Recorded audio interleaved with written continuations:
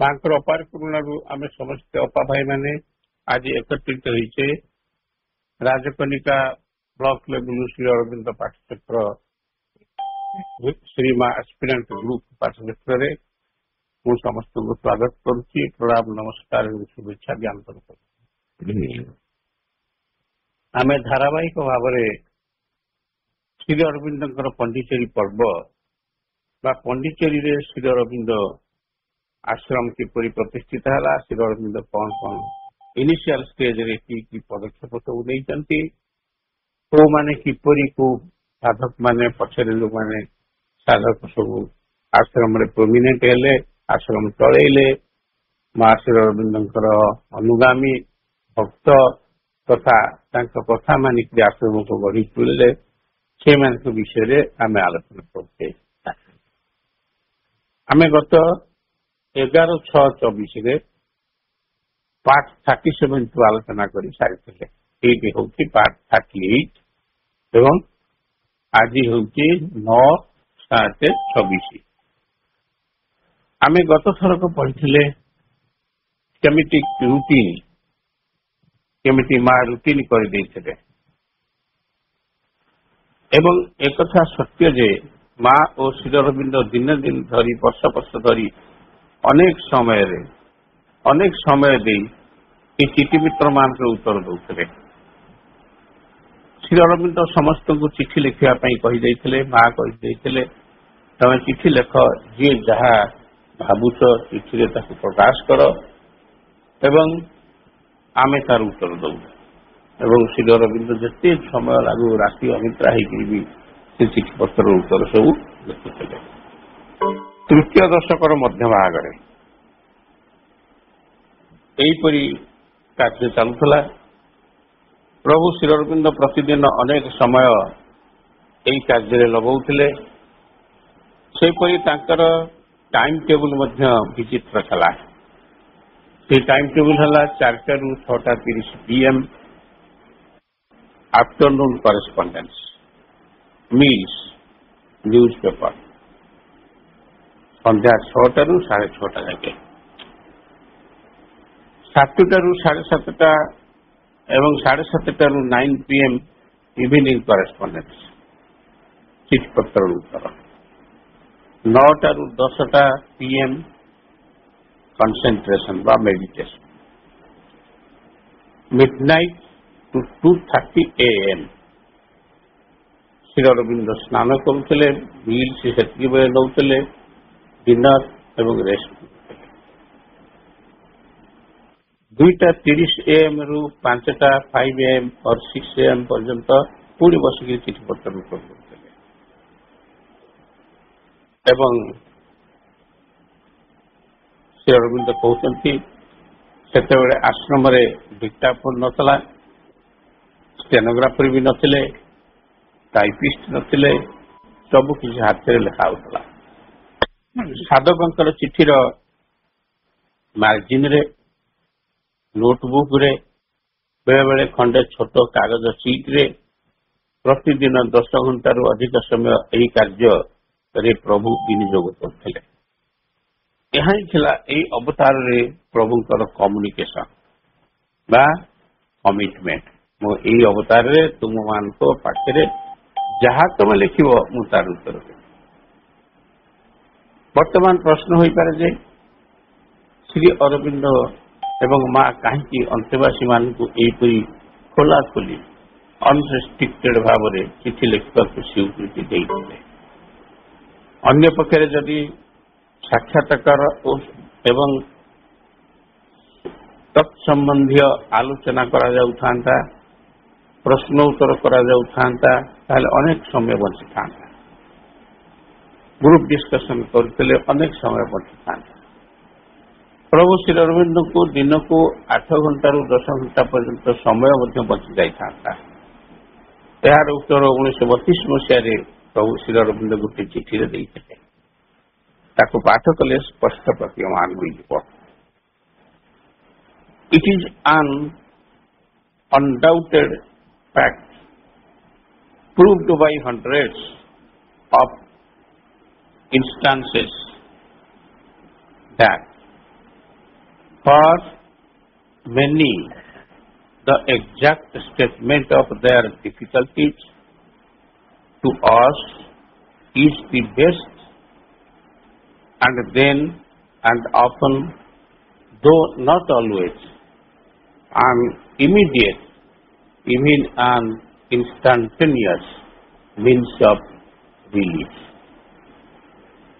जहाँ जे भावुची से चिट्ठी रे जेमती लिखि पारिबो आलोचना हला बेले से कहि पारिबो नाही तापर प्रभु श्री अरविंद जदि बसी जाते आगे ताहारी पाटी फिटिबो से अवतार रे प्रभु कहले जे जा भावुच मत लिखिक दियो एवं मो ठारू निश्चित भाव उत्तर पाइब माँ को जे चिठी लिखती प्रभु उत्तर दियंती प्रभु चिठी लिखिले माँ उत्तर दियंती एमती बेले बेले होय इवन एपरिकी moreover this method succeeds most ए चिठी लिखा मेथड टी जोग पथरे साधक मान पाई बहु उपादेय प्रमाणित हला and most of the writers can write as a witness of his own movements. जे चिठी टे लिखुची आपण गोटे चिठी लिखुचंती मो गोटे चिठी लिखुची मो कौन अनुभव करुची मोर असुविधाटी कौन सुविधाटी कौन मते केमिति लागुची से कथा मु प्रकाश करी तार तो मो भितर जहाँ सब होउची मु तार विटनेस हो गेली एवं भगवान के पाखे ताको पहुंचली मु देखिली मु सुनिली मु अनुभव कली एया ता अर्थ कौन यह मो जोग पथरे किसी काम लगुच ना ना एमती अनेक प्रश्न छोटिया प्रश्न सब आरंभ कर बड़ एवं बहुत जटिल प्रश्न श्री अरविंद को किए न पचार उत्तर न पाई पारे ना जी लिखला से उत्तर पाइला एवं उत्तरटा से चिठी से दे चिठी दे दिखती जो मैंने नोट पठाती से नोट रे मध्य से चिठी लिखि था से नोट रे से उत्तर नोट खाता उत्तर दे दियंती A writer can write as a witness of his own movements and state them with an exact and almost impartial decision. जहाँ तक देखा जाए impartial निरपेक्ष भाव से सब कथा लिखे जे लुचेकरी लिखुथब लुचेकरी कथा रखिथब आ गोटे कथा लिखुथब से जानी जाती उत्तर दियंती as a phenomenon of his nature or the movement of a force affecting him from which he seeks relief.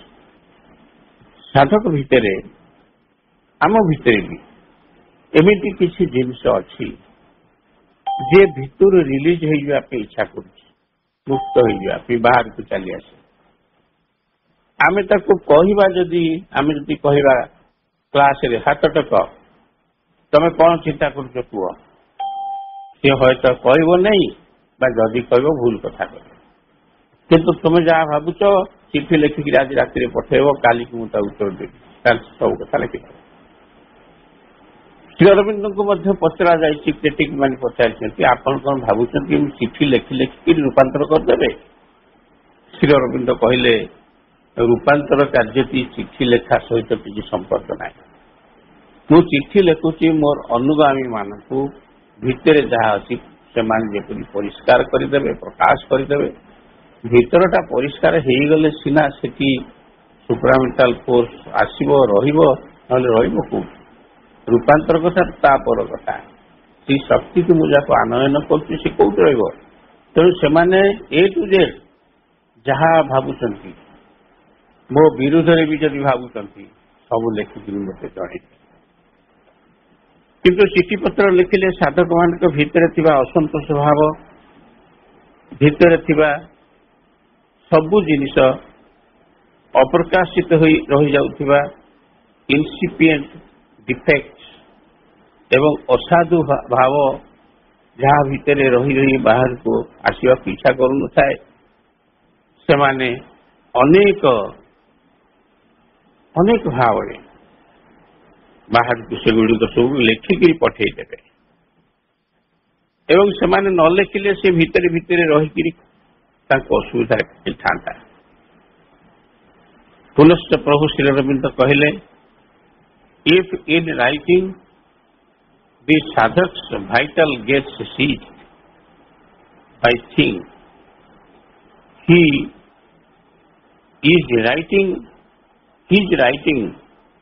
of and taken up pain for him. ଯଦି ସାଧକ ଭିତରେ ଏମିତି କିଛି ଜିନିଷ ତା ଭାଇଟାଲରେ ଅଛି, ସେ ଭାଇଟାଲ ତାକୁ ସିଜ୍ କରି ପୁରାପୁରି ଚାବି ପକେଇକି ରଖିଦେଇଛି, ବାହାର କରିବାକୁ ଦଉନାହିଁ। ଯଦି ସାଧକଟିଏ ଚିଠି ଲେଖିବାକୁ ବସେ, ସେଥିରୁ ମଧ୍ୟ କିଛି ଜିନିଷ ଖସିକିରି ସେ ଚିଠିରେ ସ୍ଥାନ ପାଏ। ଏ କଥା ଆପଣମାନେ ବି ଅନୁଭବ କରିବେ। ଚିଠି ଲେଖିଲେ ଅନେକ କଥା ଲେଖି ହେଇଯାଏ, କହିଲେ ପୁଣି ଏତେ କଥା କହିବେ। ମାଙ୍କୁ ଅନେକ ଲୋକ ଚିଠି ଲେଖନ୍ତି, ଅନେକ କଥା କହନ୍ତି ଏବଂ ଯେତେବେଳେ ମାଙ୍କ ପାଖକୁ ଯାଆନ୍ତି, ମା ପଚାରନ୍ତି ତମର କିଛି କହିବାର ଅଛି କି? ସେମାନେ କହନ୍ତି ନୋ ମଦର, ମୋର କିଛି କହିବାର ନାହିଁ, ଅର୍ଥାତ କହିପାରନ୍ତି ନାହିଁ।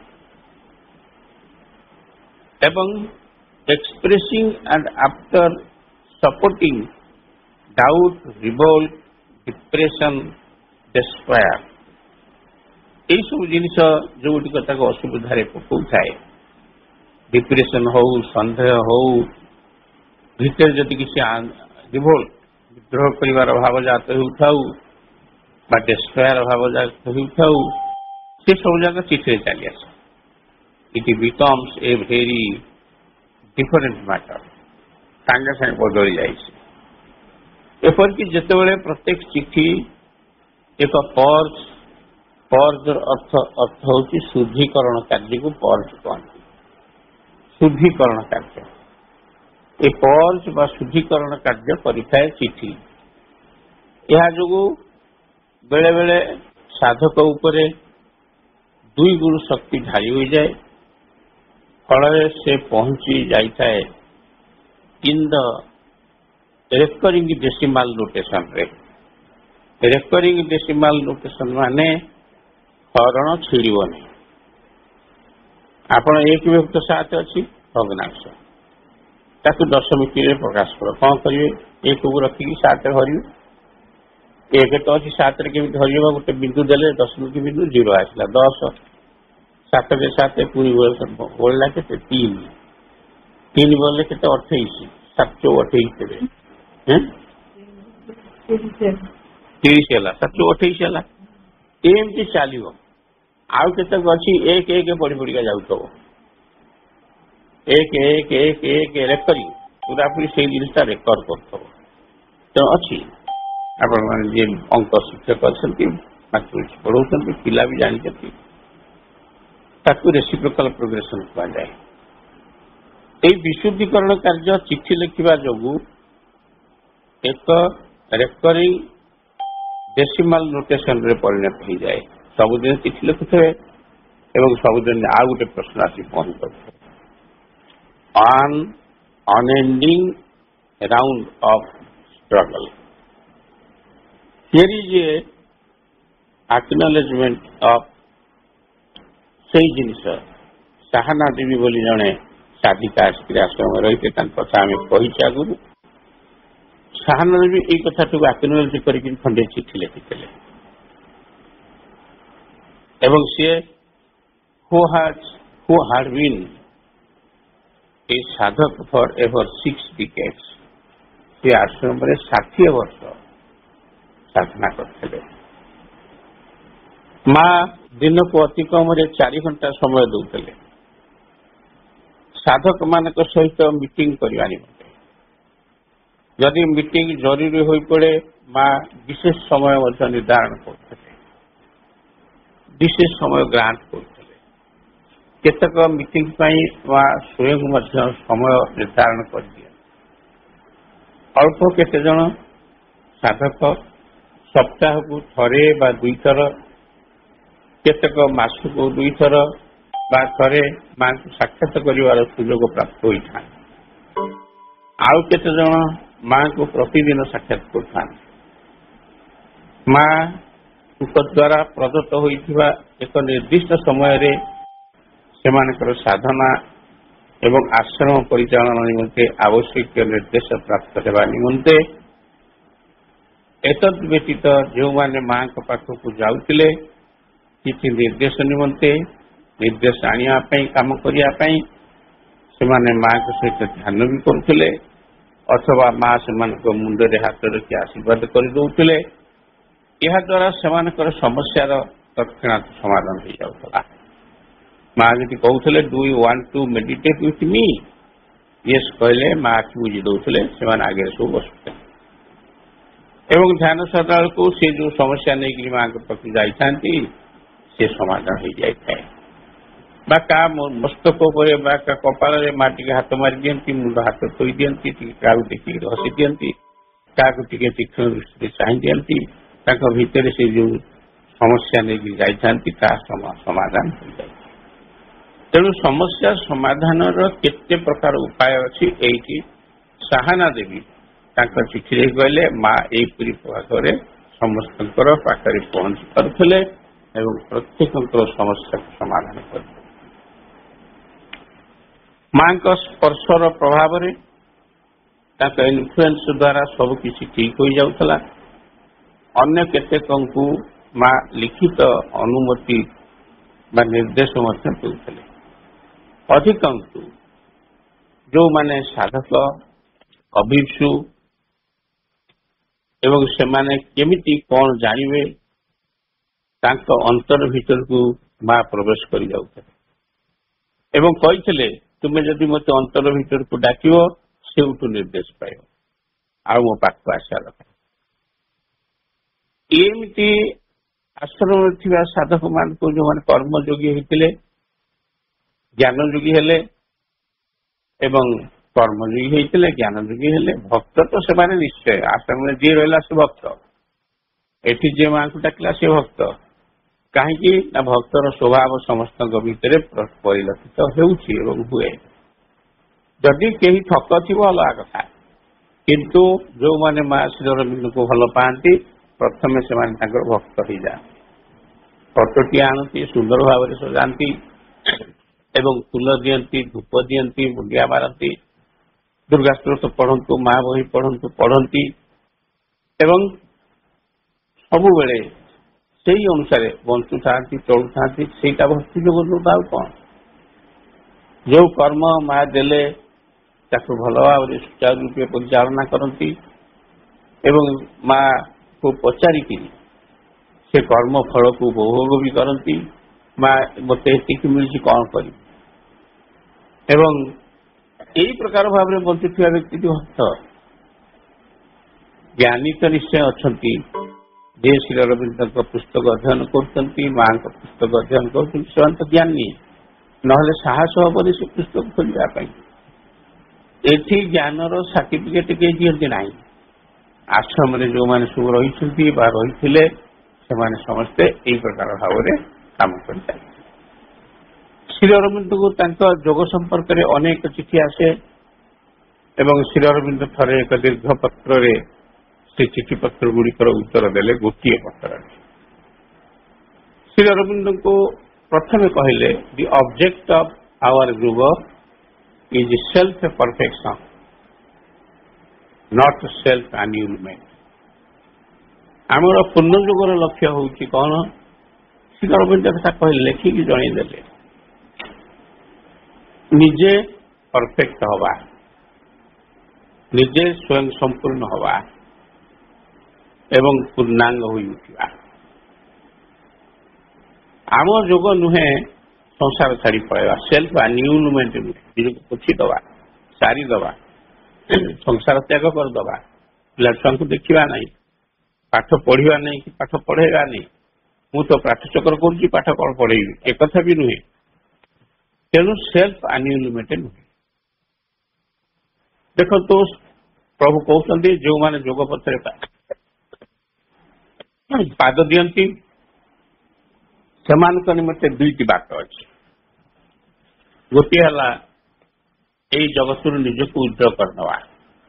ପ୍ରଭୁ ସିଧା ସିଧା ଲେଖିଲେ, କେହି ଚିଠିରେ ଲେଖିଛି ସଂସାର ତ୍ୟାଗ ନ କଲେ ଯୋଗ କେମିତି ହବ? ପ୍ରଭୁ କହିଲେ ସଂସାର ଯୋଗ ପଥରେ ଯୋଉମାନେ ପାଦ ଦିଅନ୍ତି ସେମାନଙ୍କ ଆଗରେ ଦିଟା ବାଟ ଥାଏ। ଗୋଟିଏ ବାଟ ହେଲା ଏ ଜଗତରୁ ନିଜକୁ ଉଜ୍ଜଳ କରି ନେବା, ଏ ଜଗତରୁ ନିଜକୁ ଦୂରେଇ ନେବା, ସନ୍ନ୍ୟାସୀ ହେଇଯିବା। ଏବଂ ଅନ୍ୟ ବାଟଟି ହେଲା ଏଇଠାରେ ରହି ପରଫେକ୍ସନ ବା ପୂର୍ଣ୍ଣତା ପ୍ରାପ୍ତି ହେବା ନିମନ୍ତେ ପ୍ରୟାସ କରିବା। ପ୍ରଥମଟି ହେଲା ବା ଛାଡ଼ିଦେଇ ପଳେଇବା ହେଲା କୃଚ୍ଛ ସାଧନା। ଏହା କୃଚ୍ଛ ସାଧନା ଦ୍ୱାରା ଆସେ। ଚାନ୍ଦ୍ରାୟଣ ବ୍ରତ କରିକି ଆସେ। ଚନ୍ଦ୍ର ଛିଡ଼ି ଛିଡ଼ିକା ଯାଉଥିବେ, ସେ ଧରନ୍ତୁ 15 ମୁଠା ଚାଉଳର ଭାତ ଖାଉଥିବେ, ଦ୍ୱିତୀୟ ଦିନ 14 ମୁଠା ଖାଇବେ, ତୃତୀୟ ଦିନ 13 ମୁଠା ଖାଇବେ ଏବଂ ଅମାବାସ୍ୟା ଦିନ ଜମା ଖାଇବେ, ଜିରୋ ହେଇ। ତାପରେ ଆସ୍ତେ ଆସ୍ତେ ବଢ଼ିବ ଚାନ୍ଦ୍ରାୟଣ ବ୍ରତ। ଏହି ପ୍ରକାର ଭାବରେ କୃଚ୍ଛ ସାଧନା କରିବାର ବାଟ ଅଲଗା, ଆମ ବାଟ ସେ ନୁହଁ ବୋଲି ପ୍ରଭୁ କହିଥିଲେ। ଏବଂ ଦ୍ୱିତୀୟଟି ହେଲା ତପସ୍ୟା। ପୂର୍ଣ୍ଣ ଯୋଗେ ଯୋଉମାନେ ଅଛନ୍ତି ସେମାନେ ସମସ୍ତେ ତପସ୍ୱୀ। ଆପଣମାନେ ସାଧକ ବା ସାଧିକା। ଦେଖିବେ ଅନ୍ୟ ଯୋଗ ପନ୍ଥାରେ ସାଧକ ଏବଂ ସାଧିକା ପଦବୀଟି ପାଇବା ପାଇଁ କେତେକ ପାଇପାରନ୍ତିନି, 30 ବର୍ଷ ଲାଗିଯାଏ, 50 ବର୍ଷ ଲାଗିଯାଏ। ଗୁରୁଙ୍କୁ ସେମାନେ କୃପା ଲାଭ କରିପାରନ୍ତିନି, ସାଧକ ହେଇପାରନ୍ତି, ସାଧିକା ହେଇପାରନ୍ତି, ଭିକ୍ଷୁ ହେଇକି ବୁଲୁଥାନ୍ତି, ବାବାଜୀ ହେଇକି ବୁଲୁଥାନ୍ତି, ସାଧକ ନୁହେଁ। କିନ୍ତୁ ଏଠାରେ ମା ଏମିତି ବ୍ୟବସ୍ଥା କରିଛନ୍ତି, ଯୋଉ ଦିନ ଆପଣ ବା ମୁଁ ମା ଶ୍ରୀରମଣଙ୍କ ଫଟୋଟିଏ ଘରକୁ ଆଣିଲି ସେଇଦିନ ମୁଁ ସାଧକ ହେଇଗଲି। ପାଠଚକ୍ରରେ ଯୋଉ ଦିନ ନାଁ ଲେଖେଇଲି ସେଇଦିନ ମୁଁ ସାଧକ ହେଇଗଲି, ଆପଣ ସାଧିକା ହେଇଗଲେ। ତେଣୁ ପୂର୍ଣ୍ଣ ଯୋଗରେ ସାଧକ ସାଧିକା ଅବା ମାଙ୍କ କୃପା, ସେ କୃପା କରି ଆମ ମୁଣ୍ଡରେ ଲେଖି ଦଉଛନ୍ତି ସାଧକ, ଇ ସାଧକ। କାରଣ ପୂର୍ଣ୍ଣ ଯୋଗ ହଉଛି ତପସ୍ୟା। ପ୍ରଥମଟି ଆସେ ଯେତେବେଳେ ଆମେ ଈଶ୍ୱରଙ୍କ ସ୍ଥିତିକୁ ସର୍ବତ୍ର ଦେଖିପାରେ। ପ୍ରଥମଟି ଆପଣ କୃଚ୍ଛ ସାଧନା ଯଦି କରିବେ, ହଁ ଦେଖିବେ ସବୁ ଜାଗାରେ ଈଶ୍ୱର ଅଛନ୍ତି। ଏବଂ ଦ୍ୱିତୀୟଟି ଆସେ ଯେତେବେଳେ ଆମେ ଆମ ସ୍ଥିତିକୁ ଈଶ୍ୱରଙ୍କ ଭିତରେ ଦେଖିପାରୁ, ହଜେଇ ଦେଇପାରୁ। ଡିଫରେନ୍ସଟା ଦେଖନ୍ତୁ। ଶ୍ରୀ ଅରବିନ୍ଦ କହୁଛନ୍ତି ପ୍ରଥମରେ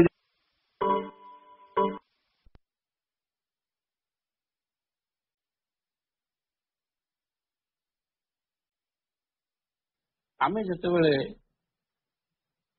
ଆମ ସ୍ଥିତିକୁ ଈଶ୍ୱରଙ୍କ ଭିତରେ ଦେଖିପାରିବା ସେଇଟା ହବ ପୂର୍ଣ୍ଣ। କିନ୍ତୁ ଯେତେବେଳେ ଆମେ ସବୁ ଜାଗାରେ ଈଶ୍ୱରଙ୍କୁ ଦେଖୁଛେ, ନିଜ ଭିତରେ ଦେଖିପାରୁନାହିଁ, ସେଇଟା ପୂର୍ଣ୍ଣ ଯୋଗ ନୁହେଁ। ପ୍ରଭୁ ଶ୍ରୀ ଅରବିନ୍ଦ କାଟଗୋରୀ ଲେଖିକି ଜଣେ ଶିଷ୍ୟକୁ କହିଦେଲେ, ଭକ୍ତଙ୍କୁ ଜଳେଇ ଦେଲେ, ତୁ ପୂର୍ଣ୍ଣ ଯୋଗୀ ନୁହଁ, ତୁ ସମସ୍ତଙ୍କ ଭିତରେ ଭଗବାନ ଦେଖୁଛୁ, ନିଜ ଭିତରକୁ ଦେଖିଲୁ ଅଛି କି ନାହିଁ? ନା ମୁଁ ଦେଖିପାରୁନି। ନା ତୁ ପୂର୍ଣ୍ଣ ଯୋଗୀ ନୁହଁ, ତୁ ସେଇ ପୁରାତନ କଥା ରଖୁ। ସେଥିପାଇଁ ଅପା ଭାଇ ମାନେ ଏଇ ଯୋଉ ଆର୍ଟିକଲଟି ମୁଁ ପଢୁଛି ପ୍ରଭୁ ଶ୍ରୀ ଅରବିନ୍ଦଙ୍କର ଚିଠି, ଏଇଠି ହିଁ ଆମ ଯୋଗର ଲକ୍ଷ୍ୟ। ପ୍ରଭୁ କହୁଛନ୍ତି ଆମେ ଆମ ସ୍ଥିତିକୁ ଈଶ୍ୱରଙ୍କ ଭିତରେ ଯେତେବେଳେ ଦେଖିପାରୁ ଏବଂ ନିଜକୁ ସେଇଠି ହଜେଇ ଦଉ, ତାହେଲେ ଆମେ ପୂର୍ଣ୍ଣ ଯୋଗୀ ବୋଲି ଧରିବା, ନହେଲେ ଖାଲି ଯୋଗୀ। ସୁତରାଂ ଆମ ପଥ ସେଇ ପାଥ ଅଫ ପରଫେକ୍ସନ ହେଉ, ପୂର୍ଣ୍ଣାଙ୍ଗ ପ୍ରାପ୍ତିର ପଥ ହେଉ, ସନ୍ନ୍ୟାସ ବା ତ୍ୟାଗ ବା ଆବାଣ୍ଡନମେଣ୍ଟର ପଥ ନହେଉ। ଛାଡ଼ି ଦେଇଗଲେ କଣ ହବ? ତାକୁ ବଦଳି ଯାଉ।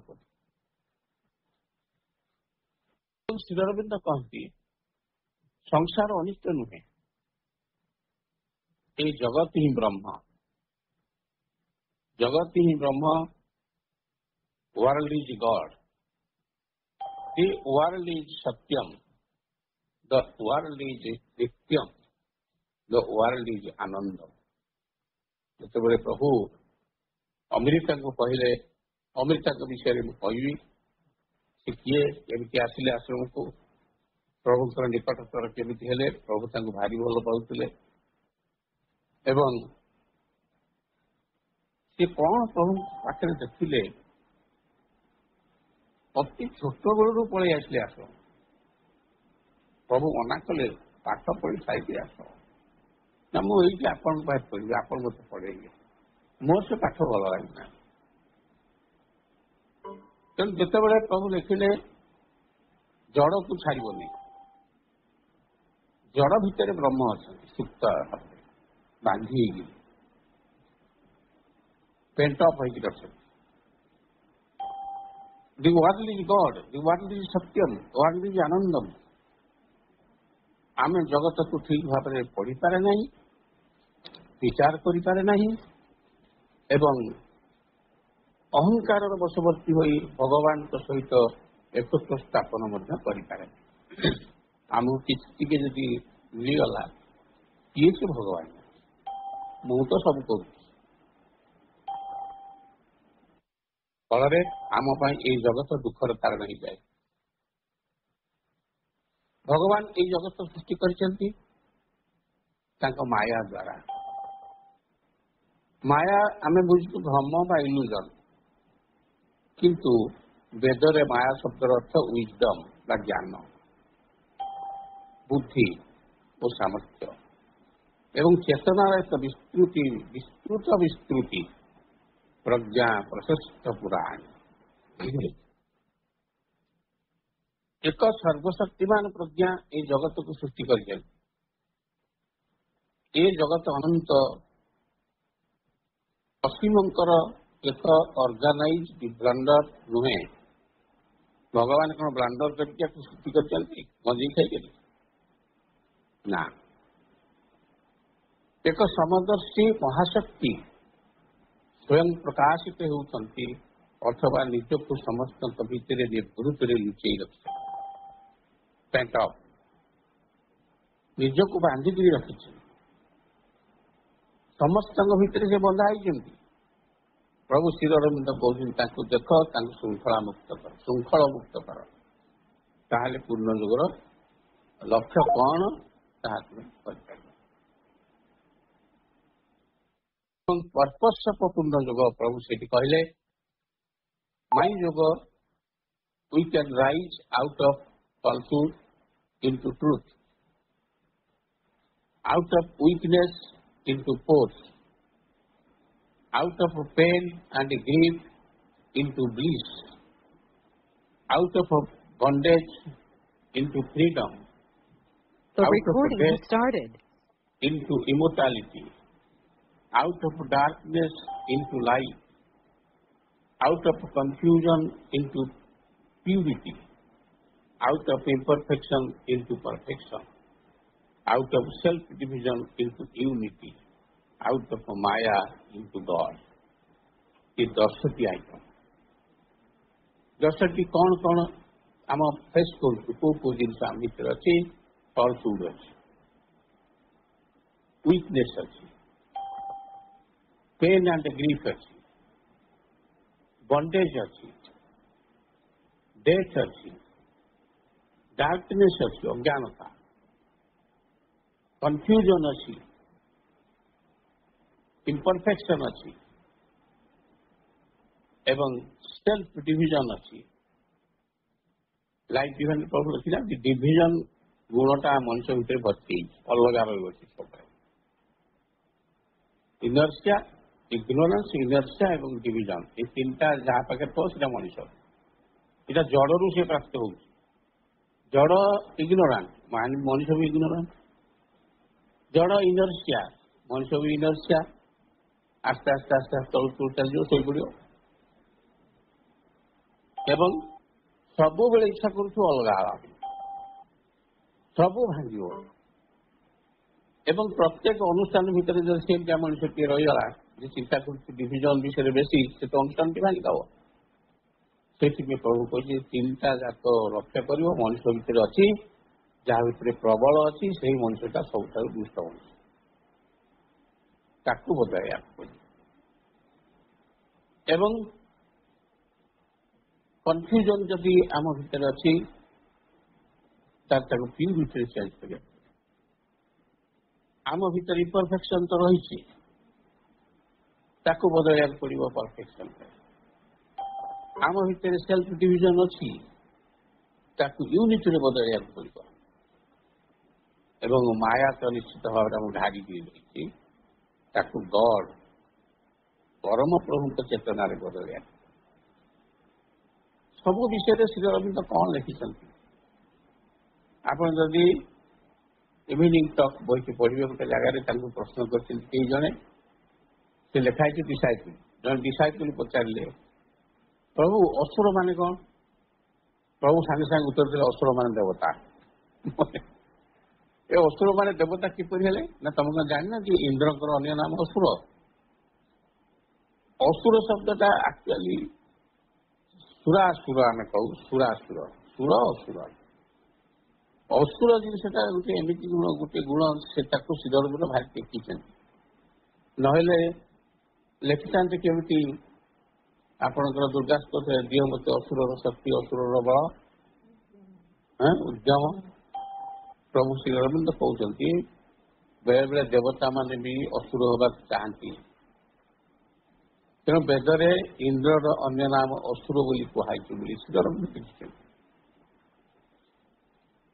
ସେଥିପାଇଁ ସବୁ ଜିନିଷର ପରିବର୍ତ୍ତନ ହେଲା ଶ୍ରୀ ଅରବିନ୍ଦଙ୍କର ପୂର୍ଣ୍ଣ ଯୋଗର ମୂଳ ମନ୍ତ୍ର। ଆମେ ଯାହାକୁ ଧରିକି ନଟରପଟ ହଉଛେ, ଯିଏ ଆମକୁ ରୋଗ ବୈରାଗରେ ଘାଣ୍ଟୁଛି, ତାର ପରିବର୍ତ୍ତନ ଦରକାର। ଦ୍ୟାଟ୍ ଇଜ୍ ରୂପାନ୍ତର। ରୂପାନ୍ତର ହେଇଗଲେ ଖାଲି ହବ ନାହିଁ, ଏଠୁ ବାହାରିକିରି ସେ ଯାହା କହିଛନ୍ତି ସେଇ ଆଡକୁ ଆମେ ଯିବା। ଏହା ବ୍ୟତୀତ ଯଦ୍ୟପି ଅନ୍ୟ କିଛି ଲକ୍ଷ୍ୟ ରଖି ଯୋଗ ସାଧନା କରାଯାଏ, ଶ୍ରୀ ଅରବିନ୍ଦ ଚେତେଇ ଦଉଛନ୍ତି, ତାହେଲେ ତା ନିଷ୍ଫଳ ହବ।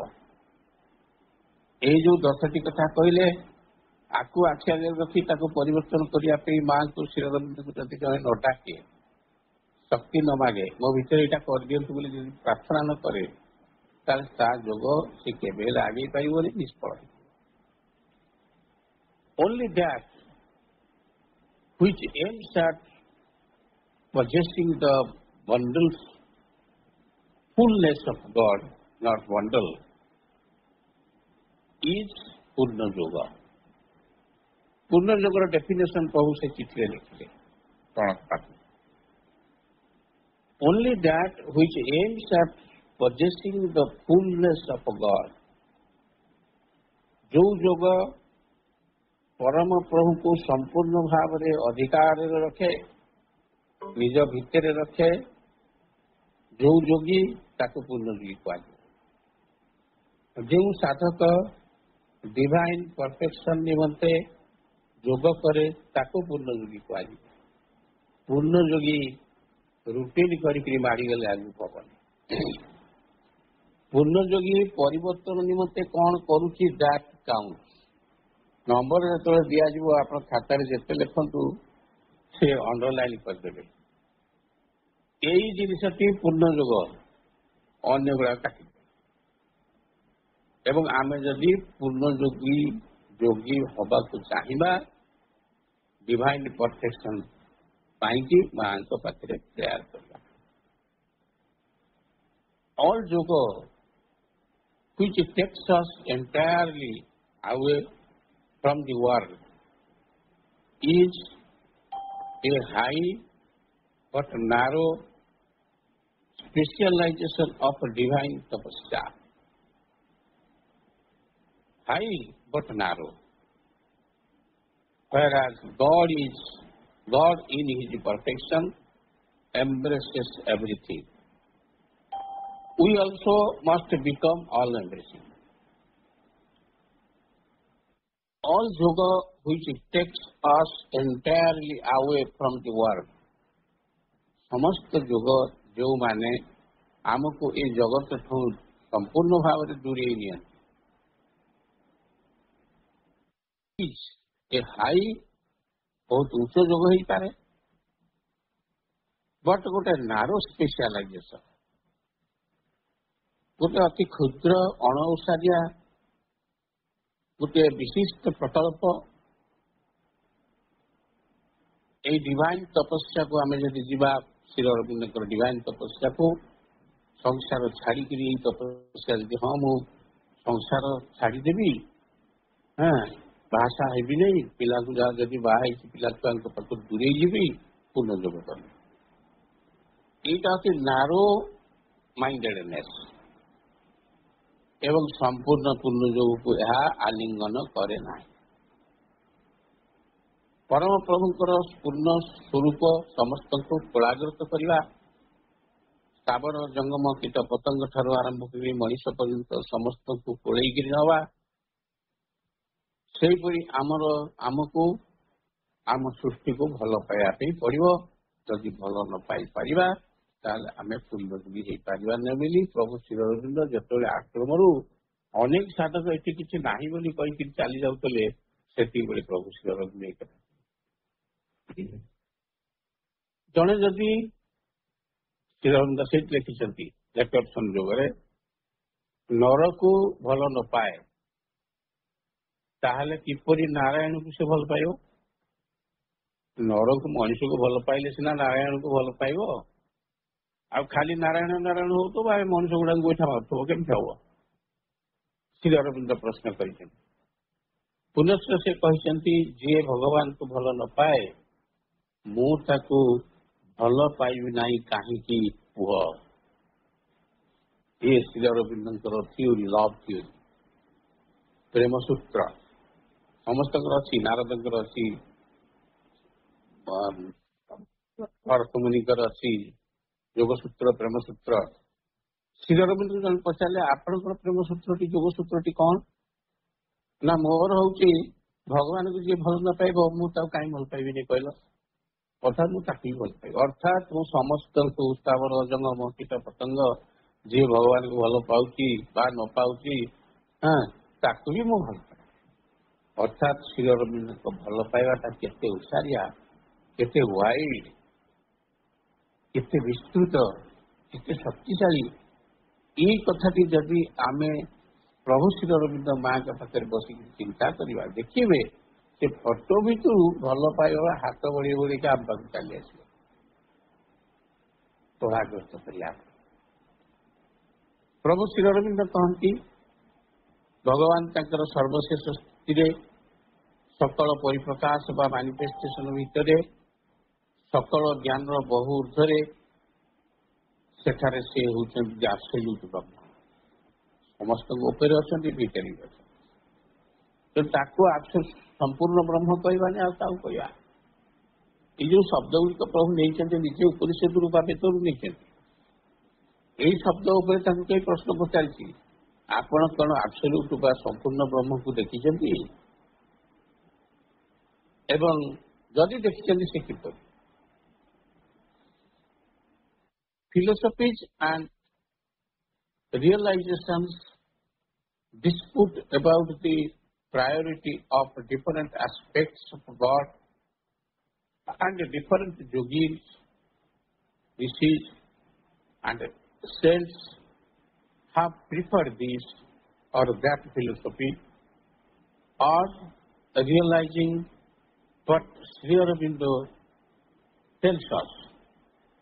Our business is not to dispute about any of them, but to realize and become all of them, not to follow after any aspect to the exclusion of the rest, but to embrace God in all his aspects and beyond aspects.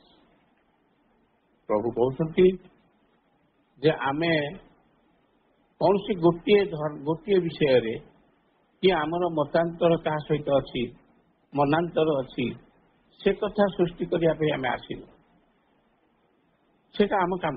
ଧର୍ମ ଭିତରେ ମତାନ୍ତର ମନାନ୍ତର ଅଛି, ଆମର କିଛି କହିବା, ଆମେ ସେ କାମ କରିବାକୁ ଆସିନୁ। କାହାକୁ ମିଶେଇକିରି ବସେଇବା କଥା। ଆମେ ଯଦି କମ୍ପ୍ରମାଇଜ ମୁଡରେ ଥାଉ, ହଁ ଶ୍ରୀ ଅରବିନ୍ଦ ଏହା କହିଛନ୍ତି, ଅନ୍ୟ ଧର୍ମରେ ସେଇ କଥା ଅଛି, ଆମେ କାହିଁକି ଉଦାହରଣ ଦଉଛେ ଅନ୍ୟ ଶାସ୍ତ୍ର ମାନଙ୍କୁ? ମୁଁ ନାଁ କହିବି ନାହିଁ। ଶ୍ରୀ ଅରବିନ୍ଦଙ୍କ ବିଷୟରେ ବକ୍ତୃତା ଦେଲାବେଳେ ଅନ୍ୟାନ୍ୟ ଶାସ୍ତ୍ର ବିଷୟରେ ଉଦାହରଣ ଦେବାର ଆବଶ୍ୟକତା କଣ ଅଛି? ଶ୍ରୀ ଅରବିନ୍ଦଙ୍କର ଲେଖାରେ କଣ ଉଦାହରଣ କମ ଅଛି? ଏଇଠି ପ୍ରଭୁ ଶ୍ରୀ ଅରବିନ୍ଦ କହୁଛନ୍ତି ଆମେ କାହା ସହିତ କମ୍ପ୍ରମାଇଜ କରିବାକୁ ଆସିବୁ। କିଏ ଭଲ କହିଛି ଆମେ ତାକୁ ଉପସ୍ଥାପନ କରିବୁ ନାହିଁ, କିଏ ଖରାପ କହିଛି ଆମେ ବି ତାକୁ ଉପସ୍ଥାପନ କରିବୁ ନାହିଁ। କିନ୍ତୁ ଆମ କାମ ହେଲା ସମସ୍ତଙ୍କ ବିଷୟରେ ଜାଣିବା, ସେମାନଙ୍କ କଥାବାର୍ତ୍ତା କର୍ମକୁ ସମାନ ପ୍ରଦର୍ଶନ କରିବା, ଅନୁଭବ କରିବା ଏବଂ ସେଇଆ ବୁଝିବା। କେବଳ ତନ୍ମଧ୍ୟରୁ ଗୋଟିଏ ନୁହେଁ ବା ସେମାନଙ୍କ ଧର୍ମର ଗୋଟିଏ ଦିଗକୁ ଗ୍ରହଣ କରିବା, ଅନ୍ୟ ଦିଗକୁ ଛାଡ଼ିଦେବା, ତା ବି ନୁହେଁ। ଅନ୍ୟପକ୍ଷରେ ପୂର୍ଣ୍ଣଯୋଗ ସର୍ବାନ୍ତକରଣରେ ଚାହେଁ ଏଠାରେ ପ୍ରକାଶିତ ହୋଇଥିବା ଭଗବାନଙ୍କର ସକଳ ବିଭବକୁ କୋଳାଗ୍ରତ କରିବା ଏବଂ ଆଉ ଯେଉଁ ବିଭବମାନ ଏପର୍ଯ୍ୟନ୍ତ ଏଠାକୁ ଆସିନାହାନ୍ତି ସେ ବିଷୟରେ ଜାଣିବା ଏବଂ ସେ ସମସ୍ତଙ୍କୁ ଏଠାରେ ଏହି ପୃଥିବୀକୁ ଓହ୍ଲାଇ ଆଣିବା ନିମନ୍ତେ ସାଧନା କରିବା। ଏହା ହିଁ ହେଲା ପୂର୍ଣ୍ଣଯୋଗ ବା ମୋର ଯୋଗ, ମାଇଁ ଯୋଗ ବୋଲି ଶ୍ରୀ ଅରବିନ୍ଦ କହୁଛନ୍ତି। ତେଣୁ ଯେତେବେଳେ ଶ୍ରୀ ଅରବିନ୍ଦଙ୍କର ଲାଇଫ ଡିଭାଇନ ବା ସାବିତ୍ରୀ ବିଷୟରେ ଆମେ ଆଲୋଚନା କରୁଛେ, ସେତେବେଳେ ଅନ୍ୟ ଶାସ୍ତ୍ରର ଉଦାହରଣ ଦେବାର କ'ଣ ଆବଶ୍ୟକତା ଅଛି? ସିଏ କ'ଣ କହୁଛନ୍ତି ଶ୍ରୀ ଅରବିନ୍ଦ, ସେଇ ପଦଟିରେ, ସେଇ ଧାଡ଼ିଟିରେ, ସେଇ ଶବ୍ଦଟିରେ, ସେଇ ପ୍ରତୀକଟିରେ ତାକୁ ବ୍ୟାଖ୍ୟା କରିବା। ଆମେ କେବେ ହେଲେ ତାହା କୌଣସି ଧର୍ମକୁ ନିନ୍ଦା କରିବା ନାହିଁ ବା କୌଣସି ଧର୍ମକୁ ଆମେ ଅଧିକ ଉଚ୍ଚତର ଭାବରେ ଉଠେଇ ଦେଇକରି ପୂର୍ଣ୍ଣ ଯୁଗକୁ ନିଚ କରିବା। ଏହି ଜଗତକୁ ଦୁଇଟି ଭାଗରେ ବିଭକ୍ତ କରାଯାଇଛି ବୋଲି କହୁଛନ୍ତି। ପୁଣି ଆଉ ଗୋଟେ ଚିଠିରେ ଅପରାଧ ଏବଂ ପରାର୍ଥ। ଏବଂ ଅପରାଧଟି ହେଲା ମନ, ପ୍ରାଣ ଏବଂ ଅନ୍ନ ବା ଶରୀର। ପରାର୍ଥଟି ହେଲା ବିଶୁଦ୍ଧ ଚେତନା, ବିଶୁଦ୍ଧ ଆନନ୍ଦ। ସତ୍ ମଧ୍ୟରୁ ଚିତ୍ ଆନନ୍ଦ ସ୍ୱରୂପରେ ଏହି ପରାର୍ଥଟିକୁ ଗଠନ କରିଛନ୍ତି।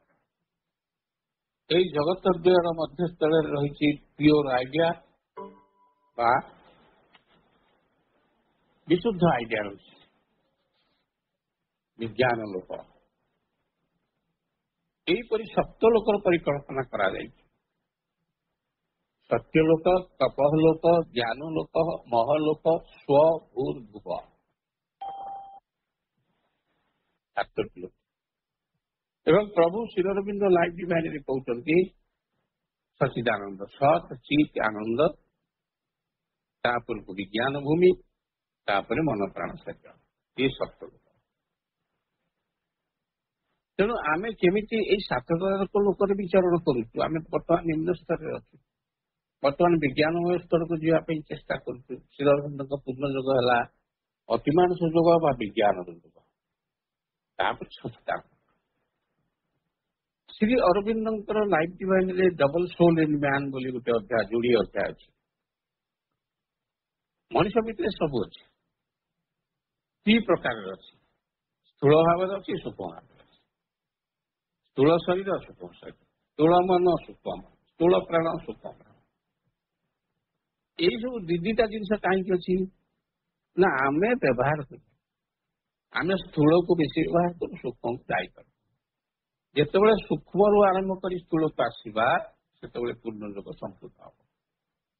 ତେଣୁ ଶ୍ରୀ ଅରବିନ୍ଦ ଦେଖିବେ, ଆପଣ ତାଙ୍କ ଲେଖା ଭିତରକୁ ଯଦି ପଶିଯିବେ ଦେଖିବେ ସବୁ ଜିନିଷ ସୂକ୍ଷ୍ମରେ କହିଛନ୍ତି। ସବଜେକ୍ଟିଭ ନଟ୍ ଅବଜେକ୍ଟିଭ, ସବଜେକ୍ଟିଭରୁ ଅବଜେକ୍ଟିଭ, ଅବଜେକ୍ଟିଭରୁ ସବଜେକ୍ଟିଭ ଗଲେ ହେବ। ଧଳା ଟ୍ରାଉଜର ବା ସାର୍ଟ ପିନ୍ଧିଦେଲେ ଜଣେ ଯୋଗୀ ହେଇଯିବନି, ବା ଚିତା କାଟିଲେ ଜଣେ ଯୋଗୀ ହେଇଯିବନି, ଦାଢି ରଖିଲେ ଜଣେ ଯୋଗୀ ହେଇଯିବନି। ଏସବୁ ଅବଜେକ୍ଟିଭ। ଭିତରକୁ ଯାଇକିରି ଯଦି ସେ ଯୋଗୀ ହେବାକୁ ଇଚ୍ଛା କଲା, ଭିତରେ ବାହାରେ କିଛି ଜଣା ପଡିବ ନାହିଁ, କିନ୍ତୁ ଭିତରେ ସେ ରୁଦ୍ଧିମନ୍ତ ହବ, ଓସାରିଆ ହେଇଯିବ, ଉର୍ଦ୍ଧ୍ୱତନ ଚେତନାକୁ ଯାଇକିରି। ପ୍ରଭୁ ଶ୍ରୀ ଅରବିନ୍ଦଙ୍କର ସେଇ ସମୟରେ 1930 ମସିହା ପରେ ଯୋଗ ସମ୍ପର୍କରେ ଯୋଉ ଚିଠିପତ୍ର ଗୁଡ଼ିକ ସେ ଲେଖିଛନ୍ତି, ତାହା ଲେଟର୍ସ ଅନ୍ ଯୋଗରେ ସବୁ ପୁସ୍ତକ ଆକାରରେ ପ୍ରକାଶ କରିଛି। ଅପା ଭାଇମାନେ, ଏ ପୂର୍ଣ୍ଣ ଯୋଗଟି କ'ଣ? ଆହୁରି ବହୁତ କଥା ଲେଖିଛନ୍ତି ପ୍ରଭୁ ଶ୍ରୀ ଅରବିନ୍ଦ। ତା ଭିତରେ ଆପଣଙ୍କ ବର୍ତ୍ତମାନ ସମୟ ହେଇଯିବାକୁ ବସିଛି। ମୁଁ ଆର ମାସକୁ ଆଉ ଜଣଙ୍କ କଥା କହିବି, ଅମୃତା। ଅମୃତା ହେଉଛନ୍ତି ଗୋଟେ ବହି ଲେଖିଛନ୍ତି, ଛୋଟିଆ ବହି। ସେ ପୁଅ ପିଲା ଝିଅ ପିଲା ନୁହନ୍ତି, ଅପା ନୁହନ୍ତି, ଭାଇ। ସେ ଜଣେ ତାମିଲିଆନ। ସେ ଗୋଟେ ବହି ଲେଖିଛନ୍ତି ପିଲଗ୍ରିମେଜ ଟୁ ଶ୍ରୀ ଅରବିନ୍ଦ। ଶ୍ରୀ ଅରବିନ୍ଦଙ୍କ ପାଖକୁ ଆସିବା ତାଙ୍କର ଗୋଟେ ତୀର୍ଥଯାତ୍ରା। ଆପଣ ତାର ପ୍ରିଫେସ୍ ଯଦି ପଢିବେ, ଛୋଟିଆ ବହିଟିଏ, ପ୍ରିଫେସ୍ ଗୋଟି ଖୁବ ଛୋଟ, ଏବଂ ସେ କେମିତି ଶ୍ରୀ ଅରବିନ୍ଦଙ୍କୁ କାହିଁକି ପସନ୍ଦ କଲେ, କେମିତି ଆସିଲେ, ସେ ବିଷୟରେ ସେଇଠି ଲେଖିছে। ବହୁ ଦିନରୁ ଯେତେବେଳେ ଶ୍ରୀ ଅରବିନ୍ଦ ପଣ୍ଡିଚେରୀ 1910 ମସିହାରେ ଆସିଲେ, ସେ ଗୋଟେ ଛୋଟ ପିଲା, ସେ ଚାଲି ଚାଲିକା କହିଲେ ଚାଲ ମୁଁ ତୁମକୁ ସାଇକେଲ ଚଢିଲେ ତମେ ଯାଇପାରିବନି, ସାଇକେଲଟା ମୁଁ ଗଡେଇ ଗଡେଇ ଭାବିକି ଚାଲ। ବର୍ତ୍ତମାନ ଯୋଉଠି ପ୍ଲେ ଗ୍ରାଉଣ୍ଡ ଆମର ସ୍ପୋର୍ଟସ ଗ୍ରାଉଣ୍ଡ ଅଛି, ସେ ସେତେବେଳକୁ ସବୁ ସେଇ ଏରିଆ ଗୁଡାକ ସବୁ ଥିଲା ଦୁର୍ଗମ।